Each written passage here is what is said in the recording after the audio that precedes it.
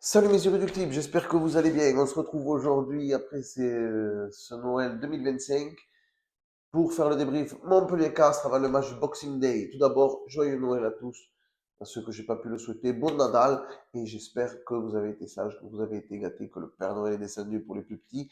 Et surtout, voilà, je voulais faire une dédicace à tous les supporters du Castres Olympique qui font les déplacements et qui viennent au Pierre Fabre. Bravo les gars, c'était important et il va falloir continuer comme ça jusque, jusqu'à samedi. Il va falloir se motiver, il va falloir être là pour pousser nos joueurs. Et je vous le dis, c'est pas gagné. Alors, petit point dédicace. On va d'abord, je vous ai dit la dédicace à tous les supporters. On va faire aussi une dédicace à la petite Mérène. Voilà, la petite Mérène. Je sais que c'est compliqué en ce moment pour elle, mais j'espère que le Père Noël est venu te voir, qu'il t'a gâté. Et en tout cas, on pense fort fort à toi. Voilà. Alors, on va faire le débrief de cette première mi-temps. Une première mi-temps où on prend une pénalité extrêmement rapidement, 3-0 d'entrée. Puis ensuite, il y a cet essai qui vient après le carton jaune de Palis, hein, qui en fait, pour ceux qui n'ont pas trop compris, le ballon, il a lâché le ballon, le Montpellierin, il reprend et Palis tape. Au moment où il reprend, il tape dans le ballon. Est-ce que c'est un mauvais réflexe, un mauvais timing? Bref, voilà. Et ça annule une action d'essai, donc carton jaune. Derrière, on va essayer de revenir, mais tu déjà 10-0. Euh, on essaye de revenir et à un moment donné, on fait un en avant. Et je vous avais vu les images pour ceux qui étaient dans le Canal+, de la porte demande à ce qu'on revienne à un plaquage haut sur Fernandez. Alors l'arbitre dit il n'y avait pas d'avantage. Et puis il s'énerve, vous l'avez vu. Alors il n'y avait pas d'avantage, ouais c'est vrai. Mais en même temps, si vous faisiez un peu mieux votre travail, il me semble que sur les autres matchs de championnat qu'on a vus depuis 2-3 ans, quand tu mets le bras là, il y a comme ça, il y a plaquage haut. Tu vois? Quand tu le mets comme ça, il y a plaquage haut. Pourquoi là, il n'y a pas plaquage haut? Parce que c'est un joueur du CO, je ne comprends pas. Donc, évidemment, de la porte, il insiste, parce que lui, il a vu le plaquage et qu'il ne comprend pas pourquoi l'arbitre ne siffle pas. Et ça crée une tension. Ça crée une tension. Montpellier va s'en sortir très bien d'ailleurs. Quelques minutes après, donc je crois qu'ils mettent un autre essai transformé, je crois que ça fait 17-0, un truc comme ça. Et là, il y a un en avant de Huleux. Alors je vais expliquer quelque chose à monsieur, comment il s'appelait déjà, l'arbitre. Tu vois, que je te disais l'autre jour pour la promotion, pas de mémoire. Euh, Caire, voilà. Quand monsieur Mathias Caire, monsieur Caire, dit il y a un avant sur cette action de Huleux. Ah oui, il y a un avant. Oui, oui, il y a un avant. Je vais te faire la même chose, tu vas le faire là en avant. Je te le garantis que tu vas le faire là en avant. Alors pourquoi il y a un avant? Huleux part au ballon. Donc on est d'accord? Attitude au ballon. Voilà. Le Montpellierin va au ballon. Au début, il fait ça, comme s'il allait au ballon. Il voit qu'il n'a pas le ballon. Normalement, il doit faire ça. Tu vois? Ou rester comme ça, mais garder les mains en l'air. C'est pas ce qu'il fait, hein, le garçon. Le garçon, il ceinture. À partir du moment où il fait ça, il vient au contact, il vient pour plaquer en l'air. Avant l'en avant, je crois qu'il y a un plaquage en l'air quand même, hein. Voilà. Donc, évidemment, il lâche le ballon. Il tombe à plat comme ça sur le visage. Il y a quand même quelque chose, monsieur l'arbitre. Hein, voilà. Donc, quand on parle, quand je vois certaines réactions, d'ailleurs, je ferai peut-être une vidéo là-dessus, quand je vois certaines réactions de monsieur Rénal qui t'expliquent que ils ont les images en même temps que les téléspectateurs, et que certains, quand je dis, mais qu'est-ce que vous en pensez si les téléspectateurs qui connaissent le rugby depuis un moment, hein, des gens comme moi qui ont fait 10 ans de rugby, ou des gens qui ont fait arbitre, ou voilà, et à qui on ne donne pas forcément la parole parce il faut garder l'omerta, hein. Canal Plus a montré les images. Donc, je suis d'accord avec M. Rénal, ils ne veulent pas influencer l'arbitrage, mais parce qu'ils ont montré dans les deux sens les ralentis. Comment ça se fait en 2025 que vous ne voyez pas ce plaquage en l'air? Franchement, ça commence à être fatigant. Donc là, un jeu déloyal, hein, voilà, un jeu déloyal parce que lui a très bien pris le ballon. Il le relâche après parce qu'il faut protéger la gueule. Hein. Excusez-le, il n'a pas envie de mourir. Eh bien, en avant. Alors, monsieur Caire, autant j'avais beaucoup de respect pour toi. Mais vraiment, quand tu as dit, on n'est pas là pour plaire à une équipe, à l'autre, on est là pour être impartial. Que j'étais content de t'entendre dire ça, de t'entendre dire que vous étiez là pour faire votre travail. Quand je vois ça, oh papa, quand je vois ça, cette saloperie que tu nous as fait sur ce match, ah, je suis désolé, j'ai envie de te dire des choses que c'est fort, tu vois, c'est fort. Et à ton patron aussi, des choses fortes, parce que quand je l'entends dire qu'il a coupé des contrats, bah, je ferai une vidéo là-dessus, vous inquiétez pas. Donc, ça continue. Et puis on finit par marquer un essai par Ambadiang. Alors il y a un essai, je crois, de Kokagi qui a été refusé, je crois, ou qui a été autorisé, je ne sais plus. Enfin bref, il y a l'essai. Il y a l'essai ensuite de Ambadiang, tout en puissance. Bravo Christian.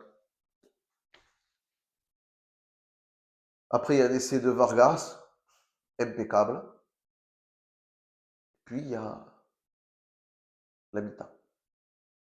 Et je crois qu'on a 17-14 à la mi-temps, si je ne me trompe pas. Tu me diras en commentaire si je me trompe, hein, ça peut arriver. Je t'ai dit, j'ai pas de mémoire. Donc, on fait ça. Franchement, tu te dis, si tu attaques la seconde mi-temps comme tu as fini la première, le match, tu vas le taper. Tu vas le taper, ce match, c'est obligé. Eh ben non, voilà, encore une fois, alors on a fait un joli cadeau de Noël à Montpellier. Hein. Voilà, on espère le nôtre samedi, mais ça, c'est notre débat. Et là, tu joues pas. Et tu rates, je sais pas combien de plaquages, et Montpellier continue. De 17, 18, 19, 20, 21, 22, 23, 24. Hein, 24. Puis, je crois qu'ils ont deux autres pénalités, puis ça finit à 30, je crois. Ouais, 30, 30 à 14. Et là, on se remet à réexister, dis donc. On se remet à réexister. Donc, tu te dis logiquement, allez, il y a moyen. Eh ben non, eh ben non, il n'y a pas moyen. Alors, pourquoi il n'y a pas moyen? Alors, tu vas revenir, on va rejouer collectif, on va revoir un peu ce qu'on avait vu à Edinburgh, tu vois. On change le talonneur.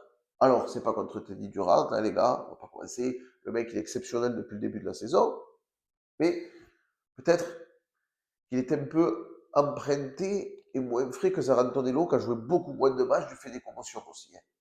Voilà. Ou juste que, voilà, il y a eu un très bon alignement à ce moment-là du côté du CO. Bref, on prend le ballon avec Zarantonello. Puis, et on va marquer derrière la ligne avec Zarantonello avec un groupe pénétrant. Qu'elles font du bien ces images depuis le temps qu'on demandait ça. Ah, pas qu'il y ait que des molles, hein. Attention, ne me faites pas dire ce que j'ai pas dit. Mais de retrouver du jeu de devant. Voilà.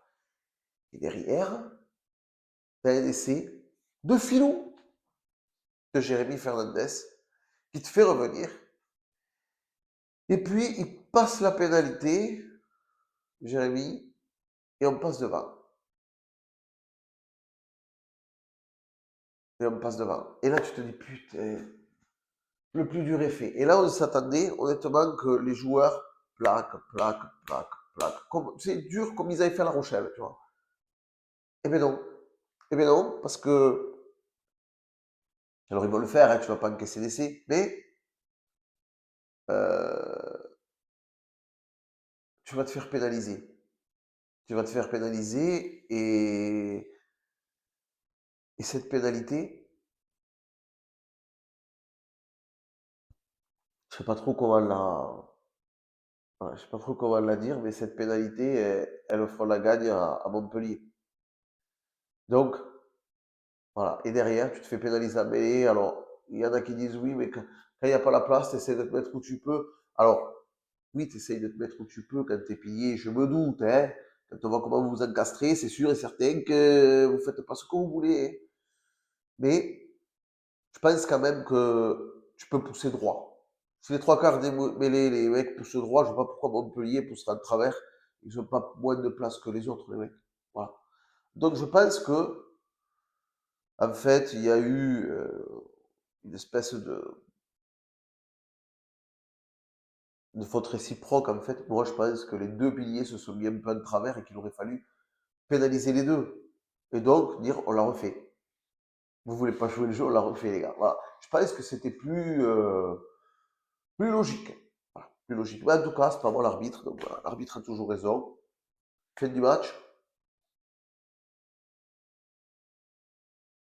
Un goût amer quand même dans la bouche parce que ils sont capables de faire beaucoup mieux que si tu joues pas 20 minutes sur 40. On ne parle même pas du plaquage sur eux, tu vois. C'était un rien. Mais là, quand même, ça fout les boules. Et ça fout les boules parce que sur le premier essai Montpellier, il y a un avant, il y a un avant. Donc à partir de là, déjà ça commence mal.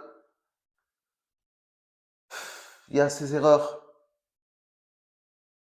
sur du jeu déloyal. Du jeu déloyal, ouais, ouais.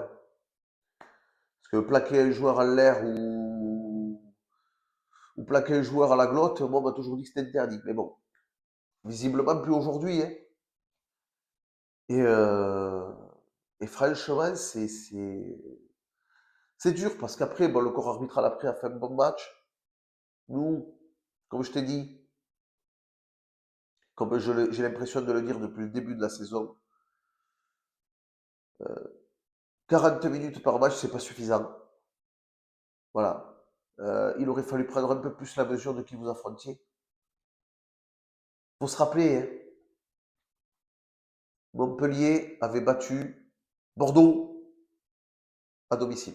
C'est-à-dire que Montpellier a reçu Bordeaux, ils les ont battus. On n'a pas été capable de le faire.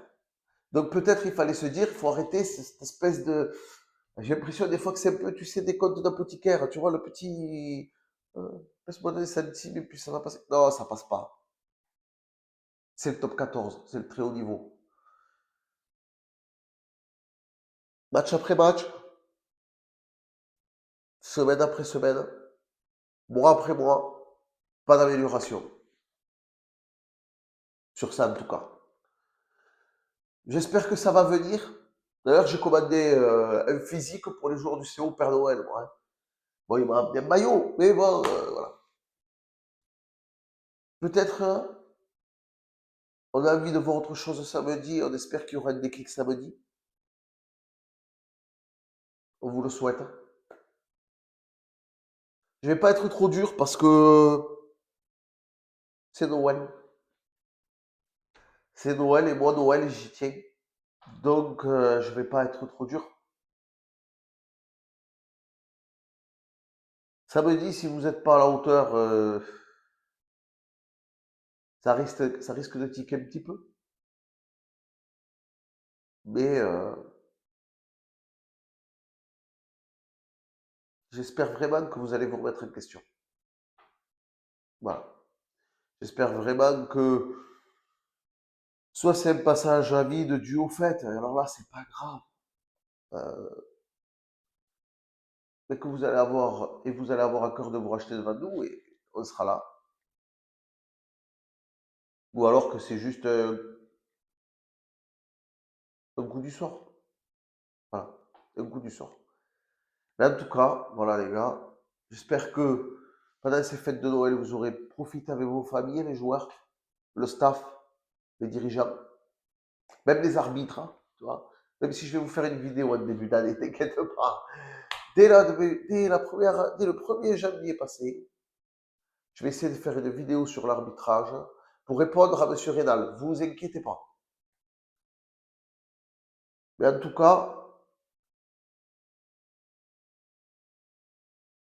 j'espère que mentalement vous avez pu vous régénérer auprès de vos proches. Que samedi on verra autre chose et que les supporters vont répondre au présent. D'ailleurs, peux-tu t'apporter pour les supporters? Je sais que c'est la période des fêtes, je sais que c'est pas évident, mais si vous voulez me faire plaisir, ou faire plaisir aux joueurs, je pense que sur ça, on est sur la même longueur d'onde. vous, tous ceux qui le peuvent, rendez-vous au Pierre Fabre samedi pour pousser à fond derrière notre équipe. Les 4 tribunes, pas que une, pas que deux, les 4.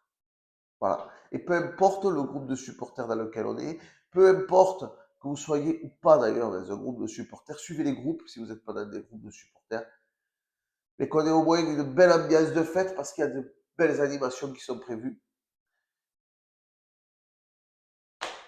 Et malgré la défaite ou la victoire, j'espère quand même que nos joueurs se sentiront soutenus et auront un peu de magie dans les yeux parce que c'est le Boxing Day et que c'est un truc qui est vraiment pas évident pour les joueurs. Rends-toi compte, toi, si tu prends les vacances et il te faut revenir exprès pour jouer un match entre les deux fêtes et tu profites pas trop de ta famille. Surtout quand tu as ta famille qui habite loin. Donc voilà, qu'on mette de la magie un peu dans les yeux des enfants qui vont venir, qu'on mette un peu de magie dans les yeux des joueurs qui vont être présents. C'est tout ce qu'on vous demande. Voilà. Je vais vous laisser. Je vous dis à bientôt pour le débrief de Castres, Lyon Olympique Universitaire. Alors, je vous le dis, hein, j'ai prévu le treillis. Non, je rigole. On va pas aller à la chasse au loup, t'inquiète pas. Non, non. Mais voilà, on se retrouvera pour ce débrief-là. Jusqu'à là, portez-vous bien. À samedi pour le plus grand nombre, j'espère. Le plus grand nombre, j'espère, pardon. Et allez, c'est